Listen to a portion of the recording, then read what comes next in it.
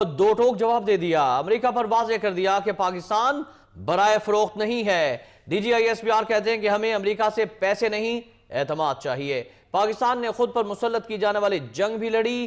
पाकिस्तान के एटमी असासे महफूज हैं। अफगानिस्तान में जंग अमेरिका और उसके इत्तहादियों ने खुद लड़नी है। एक इंटरव्यू के दौरान DGISPR ने कहा कि पाकिस्तान और अमेरिका के ताल्लुकात में नशेब फराज आते रहते हैं। हमारा दिफाई ताउन बहुत बेहतर है। 70 की दहाई में अफगानिस्तान में सोवियत जंग के दौरान पाकिस्तान का काफी ताउन था।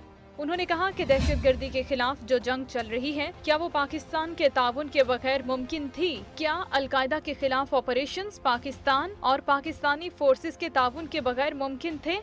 पाकिस्तान ने अमेरिका के साथ मुकम्मल मुआवनत की और दहशतगर्दी के खिलाफ वो जंग भी लड़ी जो हमारी नहीं थी बल्कि हम पर मुसल्लत की गई थी। DGISPR ने कहा कि अफगानिस्तान में जब गैर मुल्की फोर्सेस को मुश्किलात का सामना करना पड़ता है, अब तक पाकिस्तान ने अमेरिका के साथ बहुत ताउन किया, लेकिन अब फैसला कुन जंग अमेरिका और उसके इत्तेहादियों ने लड़नी है। उन्होंने कहा कि हमने अफगान सरहद के साथ दहशतगर्दों का खात्मा कर दिया है।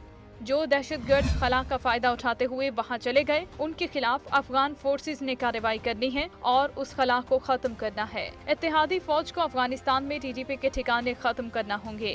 मेजर जनरल आसिफ गफूर बोले कि ये कहना कि हमने पैसे दिए हैं तो हमारे साथ ताउन करें, बिल्कुल ठीक नहीं है। पाकिस्तान पैसों के लिए नहीं लड़ रहा, हम बराए फरोख्त नहीं, हमें अमेरिका से पैसे नहीं, भरोसा चाहिए। माइक पेंस के बयान का जवाब दफ्तर खारजा या हुकूमत दे सकती है, ताहम इस तरह के बयानात दोनों ममालिक के दरमियान ताउन के लिए खतरा हो सकते हैं। उन्होंने वाज़ेह किया कि हमारे जोहरी असासे महफूज हैं, जिनका एक मजबूत मैकेनिज्म है। इसका एतराफ अमेरिका भी कर चुका